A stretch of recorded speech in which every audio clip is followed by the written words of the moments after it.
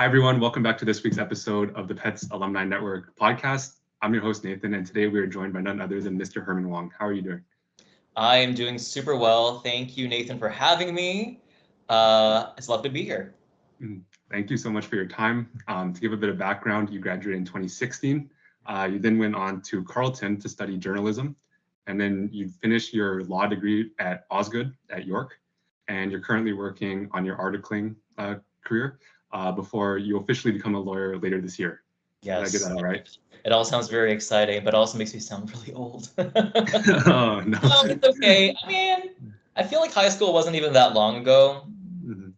And I remember, actually, I did go back to Trudeau last year because I was volunteering for an organization that promotes legal education for high school students. And I went back and I did a couple of workshops, and like the layout is still pretty similar. Like nothing really has changed.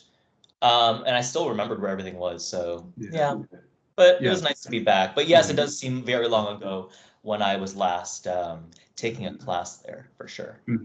So, speaking about that education and the legal, education that you provided to younger kids, when you were that age, did you always know you wanted to go into law? That's a very interesting question. Okay, let's start with like the beginning of high school. Beginning of high school, I did not know what I wanted to do, okay? Like back in the day, my dad was like a business person. So like I learned a lot about like what he did. I would attend like fairs with him, for instance. So there was always like an element of like business knowledge within the family. But then in like high school, I was like, oh, like what would be fun to do? And when I was growing up, I thought I would also be doing something that would help people. So I was like, okay, maybe not a business person then, but maybe like a doctor or something. And like I was really obsessed with like surgery for some reason. I don't know, this is gonna be so embarrassing. I was playing a video game. I don't know if you play this. It was called Trauma Center on Nintendo DS and Wii. It was basically you doing these surgeries, and I kid you not, I was obsessed. And I was like, this is what I'm gonna do. I'm gonna be a surgeon. It's just gonna be just like the video game. I'm gonna have a great time doing surgery. And then I did like grade 10 science, and I was like, this is not for me. Like, I do not like science. It's okay, but like I remember distinctly doing the optics section of grade 10 science. And I did well, but it was like everything had to do with concave mirrors or like convex mirrors. I was like, this is way too abstract for me. I can't deal with this.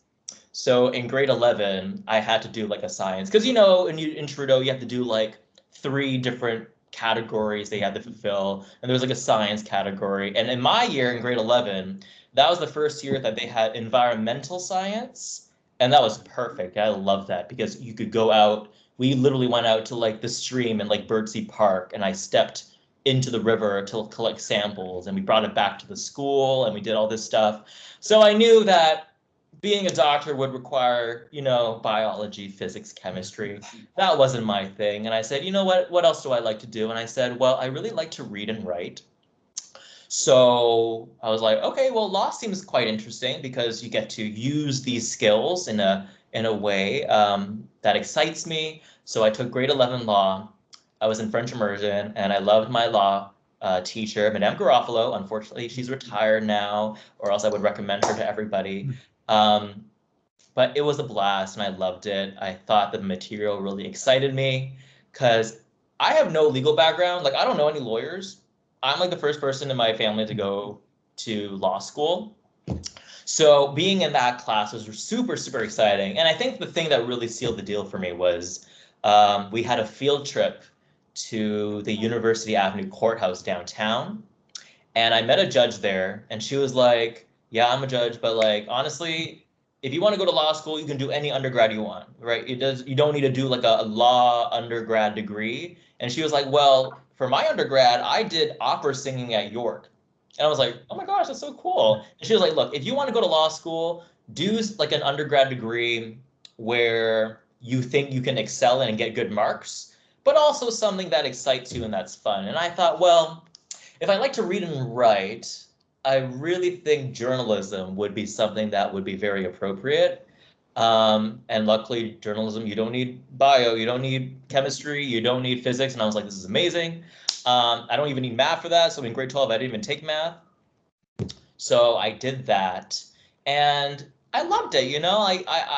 I think that even throughout my journalism studies, I always knew I was going to go to law school.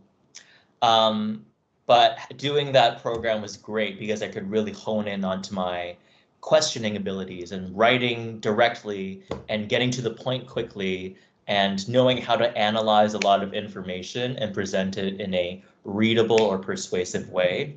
So I definitely benefited a lot from that journalism program. And, we can talk about the program as well later on in the podcast. Yeah. So I'll give it back to you right now. Yeah. Yeah, you mentioned grade 11 law, and one of your favorite teachers. Do you have any other courses or teachers that really stand out to you? Any other courses? Well, I love Madame Garofalo. Honestly, I love like almost all my teachers from Trudeau. Obviously, music I'm indebted to because they gave me so much support throughout my high school career. So shout out to Mr. Colley, shout out to Miss Thomas, to Mr. Rollins, to everyone who was there. In the music program, I know I'm forgetting a lot of people. Miss Fabro, love her. But also to my French teachers, I still keep in touch with Madame Seni, who is currently living her life in France. So she's living the dream. And I still keep in touch with her. She's lovely. And last year I mentioned I did some workshops. So I helped Mr. Logan out, as well as some another teacher in the legal department there.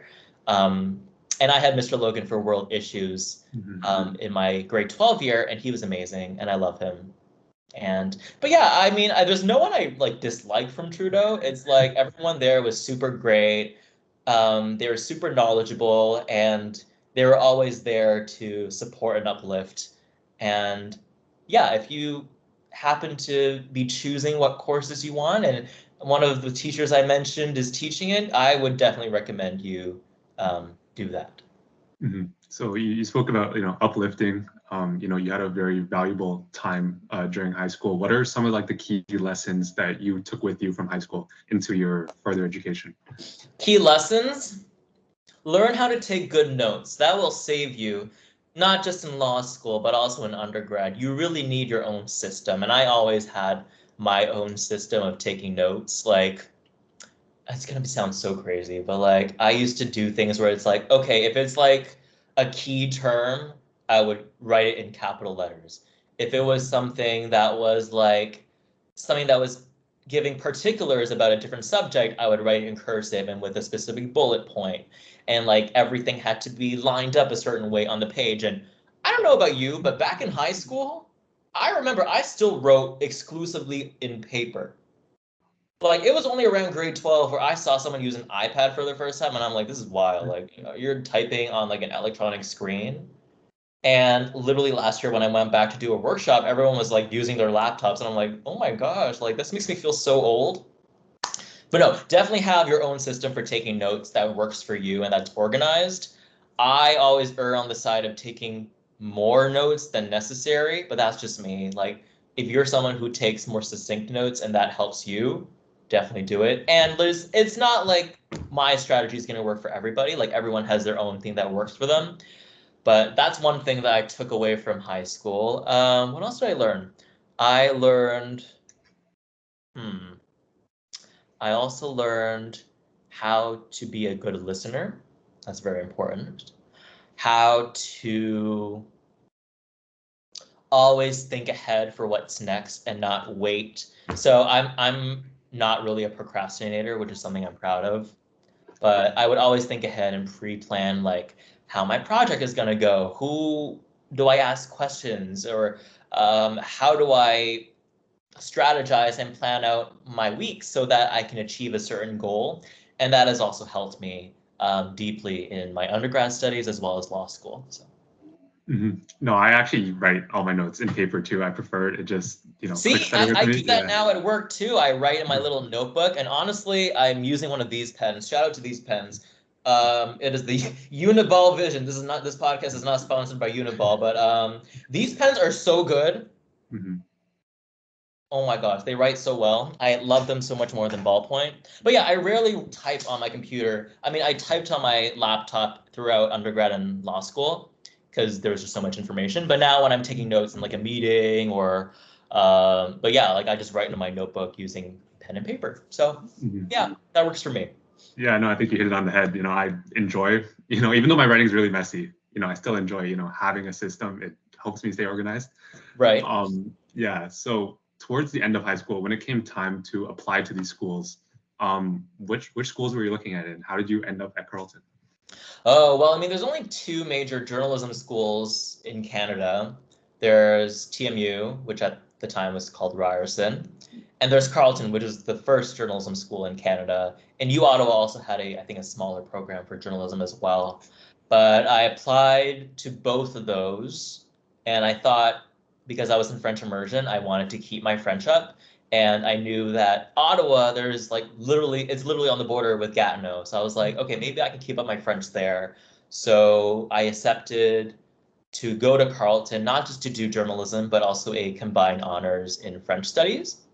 So I could do a little bit of both, and I thought that was really good. But yeah, I think I was really dead set on doing journalism, so I didn't really apply too broadly. Um, and I knew that there was not that many prerequisites for journalism either. So that was also something that kind of streamlined my approach to applying for sure. Mm-hmm. So, for someone who doesn't, have a law background, I think a lot of kids do poli-sci or political sciences to go into law school. Yes, you'll be amazed. Not that many people do journalism. Well, actually, someone I went to journalism school with, he also went to the same law school as me at the same time, which is cool. But yeah, a lot of people have business backgrounds. A lot of people have political science backgrounds. But as I mentioned before, you don't really need a background in law to go to law school. You can literally just, like, I've known people who have had entire careers before they came to law school and families. And law school, and you can talk about accessibility in a different podcast, but like so many people from different backgrounds go to law school. And at the end of the day, you do the same application, you do the same LSAT, which is the law school admissions test to get in. So yeah, you can come from any background and go to law school for sure. So fast forwarding up until the time you graduated from Carleton, how did you end up at York? Because it's obviously a lot closer. Right. Yes. What were the choices that you made to end up at York? Well, unlike for my undergrad, I applied pretty broadly to law school. So I applied to all of the ones in Ontario. So like Windsor, Western, U of T, Osgoode, and TMU. And I also applied to McGill. When it came time to choosing, I wanted to move back to Toronto because my family's here. They're all in Markham. They're still living in the Trudeau area. So I wanted to be back home after spending 4 years in Ottawa. But yeah, I think it was just wanting to be closer there. And I went to like an open house for Osgoode, and they were super, super kind and opening. And they were telling me what a great community they had there. So that was even more encouragement for me to choose Osgoode at York. So yeah, I did. But then, of course, the pandemic happened. So most of my law school experience was purely virtual. And I never got to go on campus until like my last year. But I still had a great time. I had a great time at Osgoode. Yes.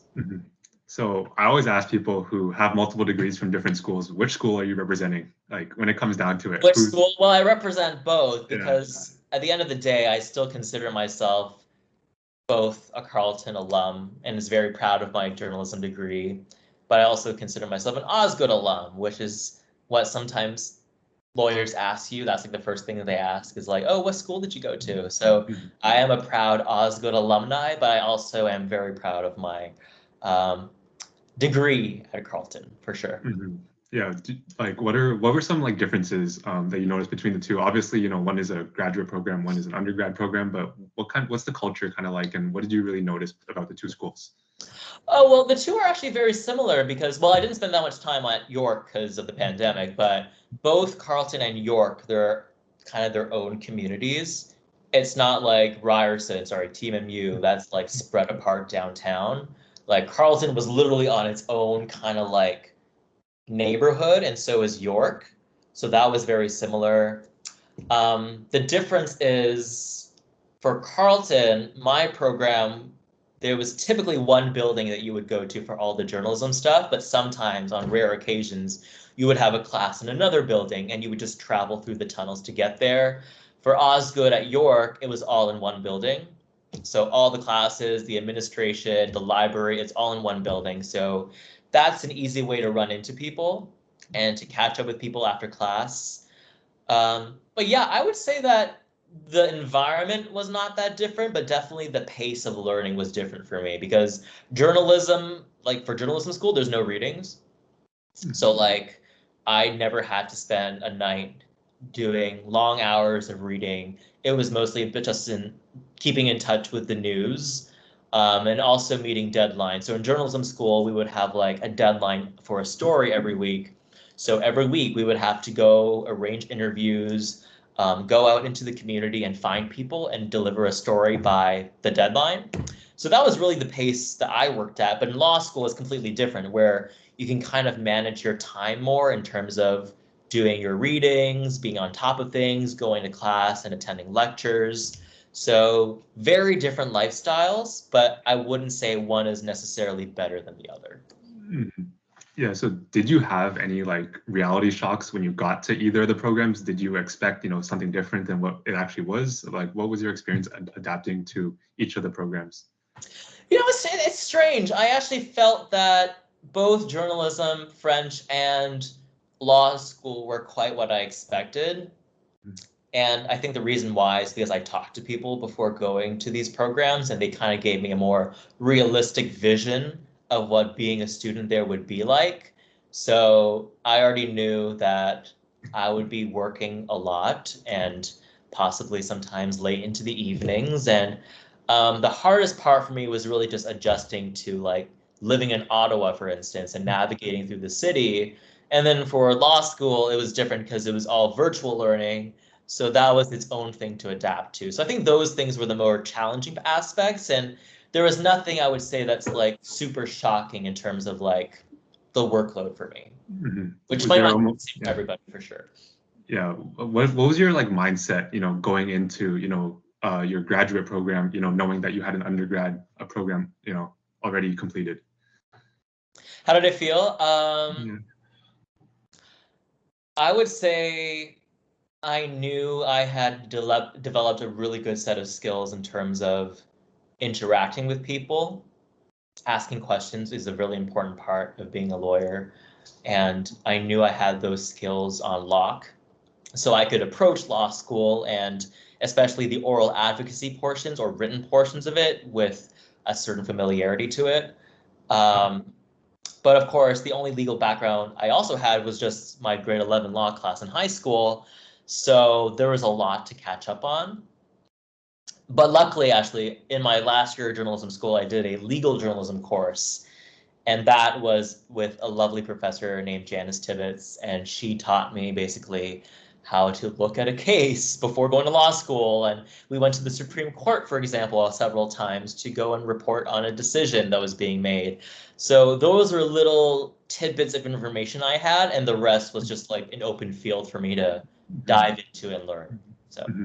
So yeah, speaking of this hands-on experience that you said, really helped you, you're now articling, Right. Which offline you kind of compared it to like a residency for like a medical doctor, sort of. Right. What are some of the biggest things you learned? What I would know for the people who don't have a background in law, what is articling? If you don't mind explaining.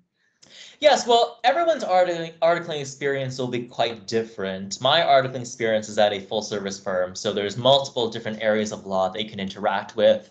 Of course, some people might work in a smaller firm that only focuses on one type of practice. But for me, it's interesting because we are doing it for 10 months. And for 5 months, we're doing all the corporate related stuff.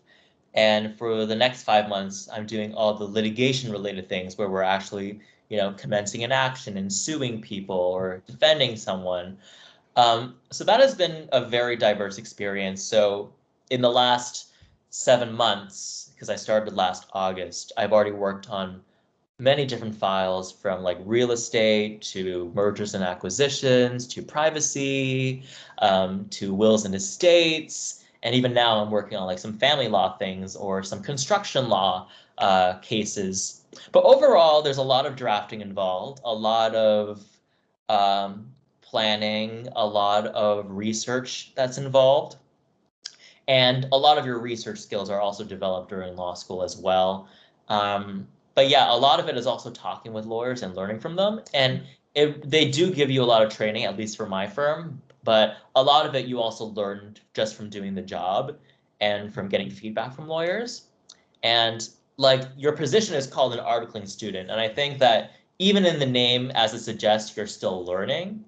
So these 10 months for me are still a learning experience in terms of learning how this area of law works, learning what the differences are between real life and what you learn in law school, and also how to interact with lawyers in a work environment like this. I think these are very good practical skills that I'm learning right now, but everyone's experience will also be different. So I really enjoy my experience so far. I love it. I loved all the different areas of law I've been able to touch so far.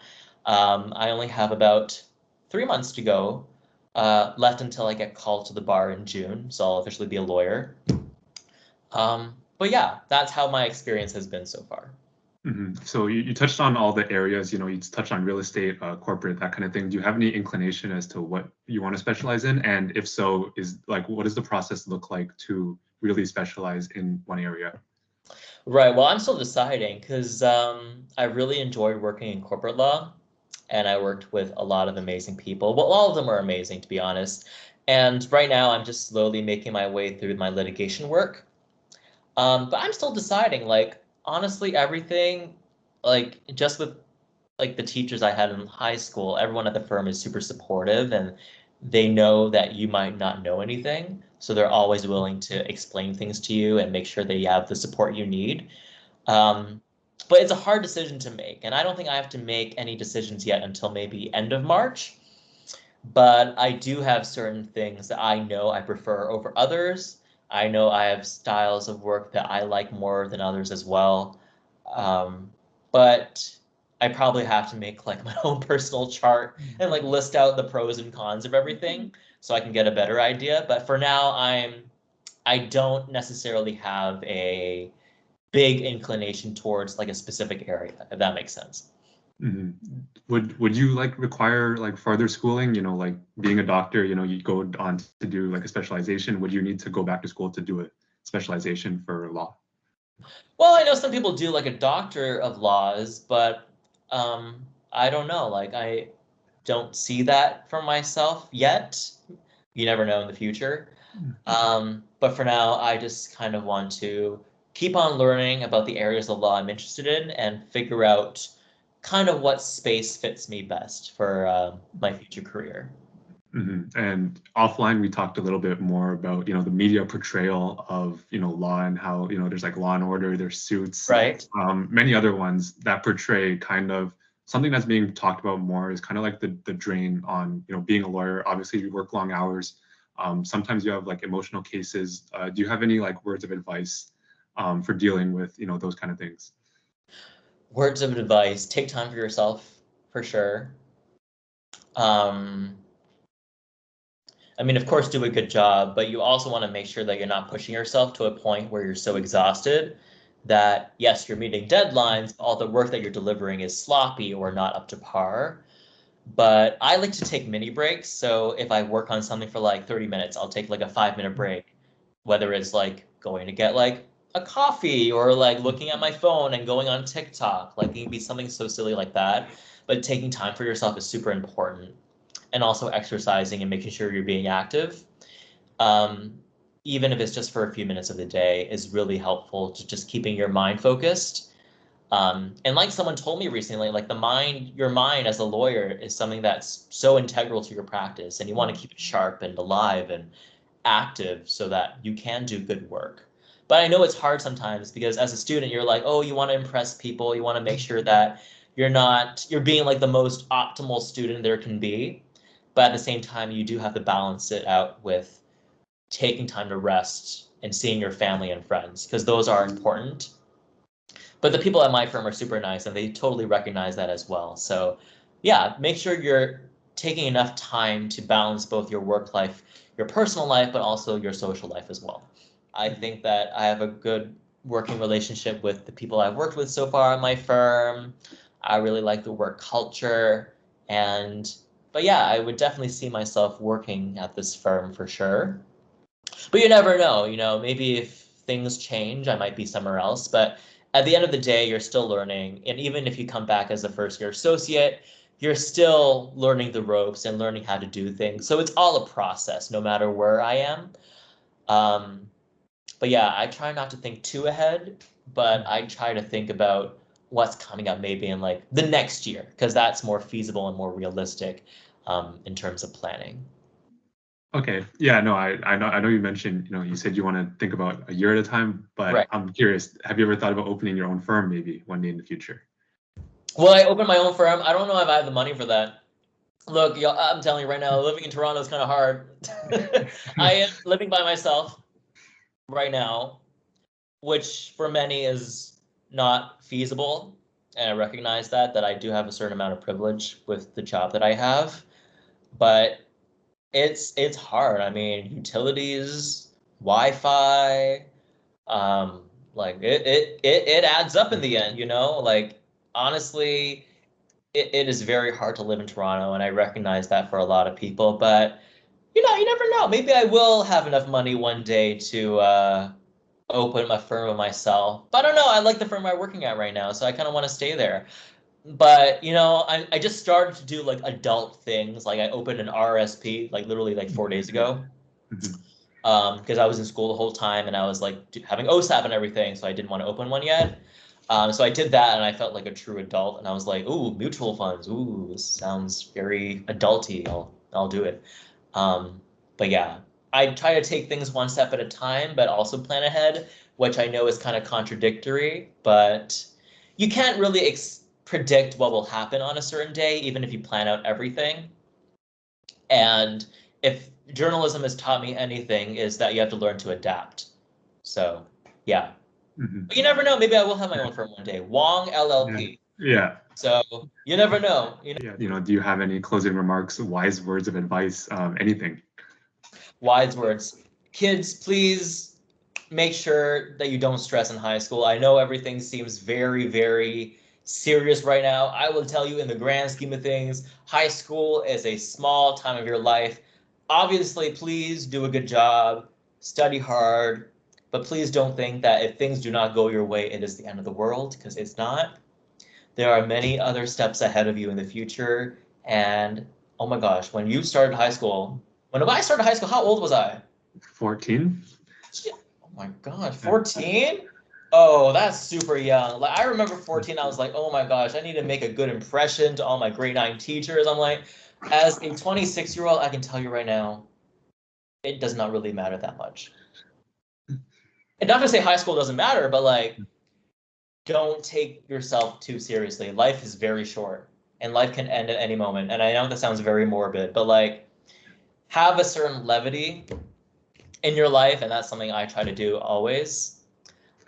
Is to always just not take life so seriously and just make sure that you value the things that matter most, like what you define as success and your family and friends, because those are the things that ultimately will truly matter in the end. But obviously still, work hard, please. Yeah, thank you for the wise words of advice. You mentioned success, which we wish the best for you. Yeah, thank you for your time tonight, and thank you everyone so much for watching. We'll see everyone next week.